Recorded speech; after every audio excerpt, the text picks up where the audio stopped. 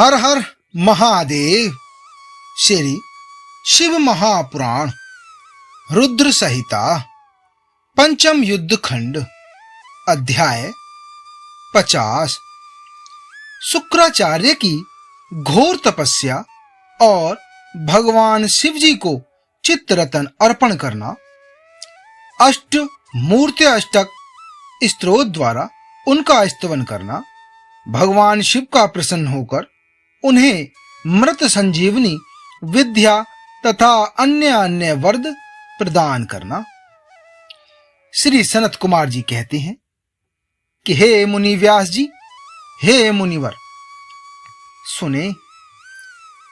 मुनिवर शुक्राचार्य को भगवान शिव से मृत्युंजय नामक मृत्यु का प्रशमन करने वाली पराविद्या किस प्रकार प्राप्त हुई थी, अब उसका मैं आपसे वर्णन करता हूं, उसे आप ध्यान लगाकर सुनो। पूर्व काल की बात है।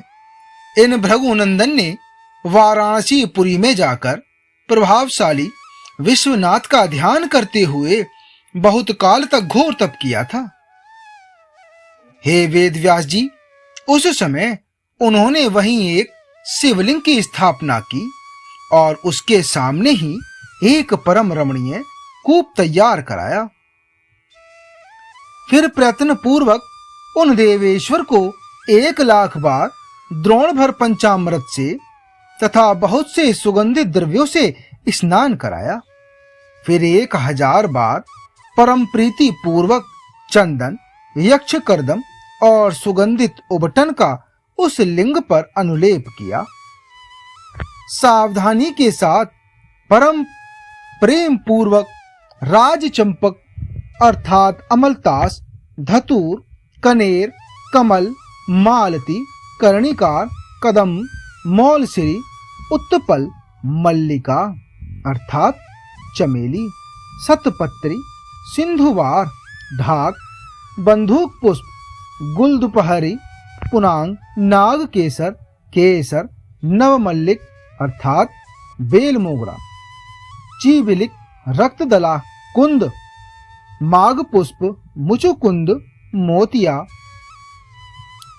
मंदार, बिल्वपत्र, गोमा, मरुव्रक, मरुआ, व्रक, धूप, गठीवन, दौना, अत्यंत सुंदर आम के पल्लव, तुलसी, देवजवासा, बृहत्पत्री, कुशांकु, नंदाव्रत, नादरूख, अगस्त, साल, देवदारू, कचनार, कुर्बक, गुलखेरा, दूर्वाकुर, कुरंटक, करसैला, इनमें से प्रत्येक के पुष्पों और अन्य पल्लवों से नाना प्रकार के रमणीय पत्रों और सुंदर कमलों से भगवान शंकर जी की विधिवत अर्चना की।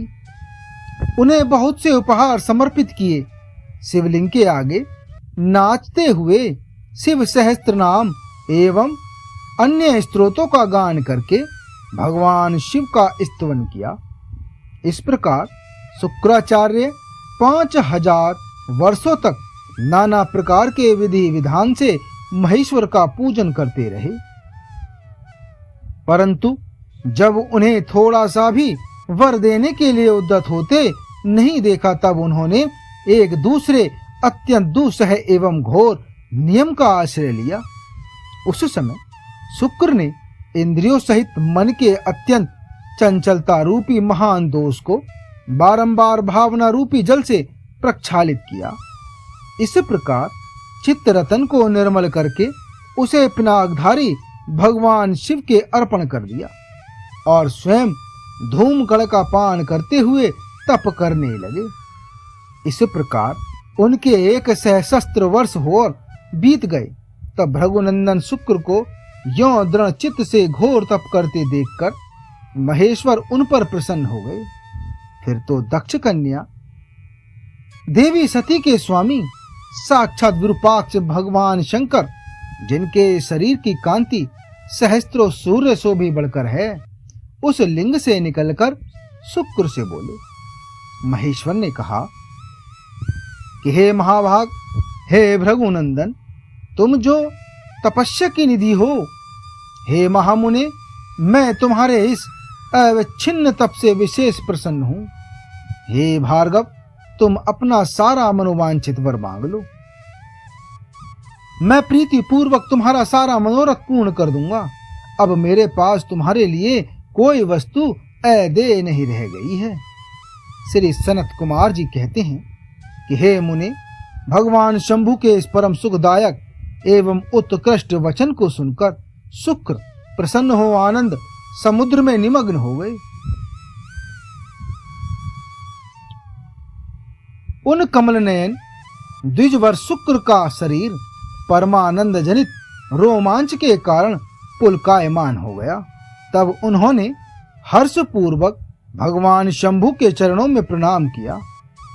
उस समय उनके नेत्र हर्ष से खिल उठे थे। फिर वे मस्तक पर अंजलि रखकर जय जयकार करते हुए अष्टमूर्तिधारी वरदायक भगवान शिव की स्तुति करने लगे। भार्गव ने कहा कि हे सूर्य स्वरूप भगवान, आप त्रिलोकी का हित करने के लिए आकाश में प्रकाशित होते हैं और अपनी इन किरणों से समस्त अंधकार को अभिभूत करके रात्रि में विचरने वाले असुरों का मनोरथ नष्ट कर देते हैं। हे जगदीश्वर, आपको नमस्कार है। घोर अंधकार के लिए चंद्र स्वरूप भगवान शंकर, आप अमृत के प्रभा से परिपूर्ण तथा जगत के सभी प्राणियों के नेत्र हैं। आप अपनी अमर्याद तेजोमयी किरणों से आकाश में और भूतल पर अपार प्रकाश फैलाते हैं, जिससे सारा अंधकार दूर हो जाता है। आपको मेरा प्रणाम है। हे सर्वव्यापिन, आप पावन पथ योग मार्ग का आश्रय लेने वालों की सदा गति तथा उपास्य देव हैं। हे भुवन जीवन, आपके बिना भला इस लोक में कौन जीवित रह सकता है। हे सर्पकुल के संतोष दाता, आप निश्चल वायु रूप से संपूर्ण प्राणियों की वृद्धि करने वाले हैं। आपको अभिवादन है।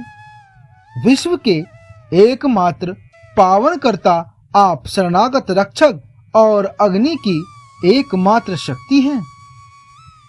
पावक आपका ही स्वरूप है। आपके बिना मृतकों का वास्तविक दिव्य कार्य दाह आदि नहीं हो सकता। हे जगत के अंतरात्मा, आप प्राण शक्ति के दाता, जगत स्वरूप और पद पद पर शांति प्रदान करने वाले हैं। आपके चरणों में मैं सिर झुकाता हूं। हे जल स्वरूप परमेश्वर, आप निश्चय ही जगत के पवित्र कर्ता और चित्र विचित्र सुंदर चरित्र करने वाले हैं। हे विश्वनाथ, जल में आवाहन करने से आप विश्व को निर्मल एवं पवित्र बना देते हैं, इसलिए आपको मेरा बारंबार नमस्कार है। हे आकाश रूप भगवान ईश्वर, आपसे अवकाश प्राप्त करने के कारण यह विश्व बाहर और भीतर विकसित होकर सदा स्वभाव व श्वास लेता है, अर्थात इसकी परंपरा चलती रहती है। आपके द्वारा यह संकुचित भी होता है, अर्थात नष्ट हो जाता है। इसलिए हे दयालु भगवान, मैं आपके आगे नतमस्तक होता हूं। हे विश्वंभरात्मक, आप ही इस विश्व का भरण पोषण करते हैं। हे सर्वव्यापिन, आपके अतिरिक्त दूसरा कौन अज्ञान अंधकार को दूर करने में समर्थ हो सकता है। हे विश्वनाथ, आप मेरे अज्ञान रूपी तम का विनाश कर दीजिए।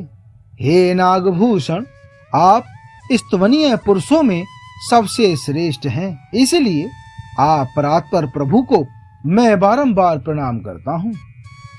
हे आत्मस्वरूप भगवान शंकर, आप समस्त प्राणियों के अंतरात्मा में निवास करने वाले प्रत्येक रूप में व्याप्त हैं और मैं आप परमात्मा का जन हूँ। हे अष्टमूर्ति, आपकी इन रूप परंपराओं से यह चराचर विश्व विस्तार को प्राप्त हुआ है, अतः मैं सदा से आपको नमस्कार करता हूँ। हे मुक्त पुरुषों के बंधु, आप विश्व के समस्त प्राणियों के स्वरूप, प्रणत जनों के संपूर्ण योग क्षेम का निर्वाह करने वाले और परमार्थ स्वरूप हैं। आप अपनी इन अष्ट मूर्तियों से युक्त होकर इस फैले हुए विश्व को भली भांति विस्तृत करते हैं, अतः आपको मेरा अभिवादन है। श्री सनत कुमार जी कहते हैं कि हे मुनिवर, भृगुनंदन शुक्र ने इस प्रकार अष्टमूर्ति अष्टक स्त्रोत द्वारा भगवान शिव का स्तवन करके भूमि पर मस्तक रखकर उन्हें बारंबार प्रणाम किया। जब अमित तेजस्वी भार्गव ने महादेव की इस प्रकार स्तुति की, तब भगवान शिव ने चरणों में पड़े हुए उन द्विजवर को अपनी दोनों भुजाओं से पकड़कर उठा लिया और परम प्रेम पूर्वक मेघ गर्जन की सी गंभीर एवं मधुर वाणी में कहा। उस समय भगवान शंकर जी के दांतों की चमक से सारी दिशाएं प्रकाशित हो उठी थीं। महादेव जी बोले कि हे विप्रवर, हे कवे, तुम मेरे पावन भक्त हो।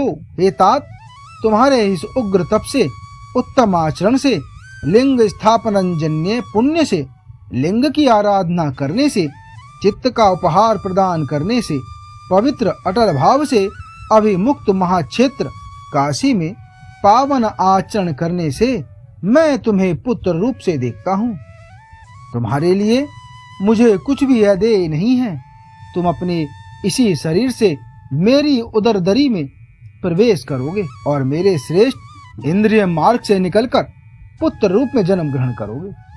हे महासुचे, मेरे पास जो मृत संजीवनी नाम की निर्मल विद्या है, जिसका मैंने ही अपने महान तपोबल से निर्माण किया है, उस महामंत्र रूपा विद्या को आज मैं तुम्हें प्रदान करूंगा, क्योंकि तुम पवित्र तप की निधि हो।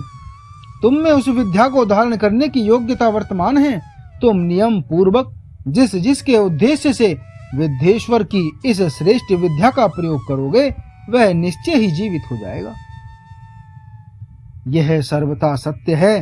तुम आकाश में अत्यंत दीप्तिमान तारा रूप से स्थित होगे। तुम्हारा तेज सूर्य और अग्नि के तेज का भी अतिक्रमण कर जाएगा। तुम ग्रहों में प्रधान माने जाओगे। जो स्त्री अथवा पुरुष तुम्हारे सम्मुख रहने पर यात्रा करेंगे, उनका सारा कार्य तुम्हारी दृष्टि पड़ने से नष्ट हो जाएगा। हे सुव्रत, तुम्हारे उदय होने पर जगत में मनुष्यों के विवाह आदि समस्त धर्म कार्य सफल होंगे। सभी नंदा, प्रतिपदा, षष्ठी और एकादशी तिथियां तुम्हारे संयोग से शुभ हो जाएंगी और तुम्हारे भक्त वीर्य संपन्न तथा बहुत से संतान वाले होंगे।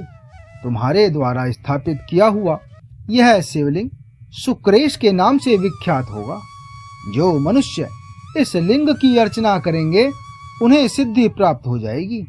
जो लोग वर्ष पर्यंत नक्त व्रत प्रायण होकर शुक्रवार के दिन शुक्रकूप के जल से सारी क्रियाएं संपन्न करके शुक्रेश की अर्चना करेंगे, उन्हें जिस फल की प्राप्ति होगी वह मुझसे श्रवण करो। उन मनुष्यों में वीर्य की अधिकता होगी। उनका वीर्य कभी निष्फल नहीं होगा। वे पुत्रवान तथा पुरुष तत्व के सौभाग्य से संपन्न होंगे, इसमें तनिक भी संदेह नहीं है। वे सभी मनुष्य बहुत सी विद्याओं के ज्ञाता और सुख के भागी होंगे। यों वरदान देकर महादेव उसी लिंग में समा गए। तब भृगुनंदन शुक्र भी प्रसन्न मन से अपने धाम को चले गए। श्री व्यास जी, यों शुक्राचार्य को जिस प्रकार अपने तपोबल से मृत्युंजय नामक विद्या की प्राप्ति हुई थी, वह वृत्तांत मैंने तुमसे वर्णन कर दिया। अब और क्या सुनना चाहते हो? आगे का अध्याय 51 में। हर हर महादेव।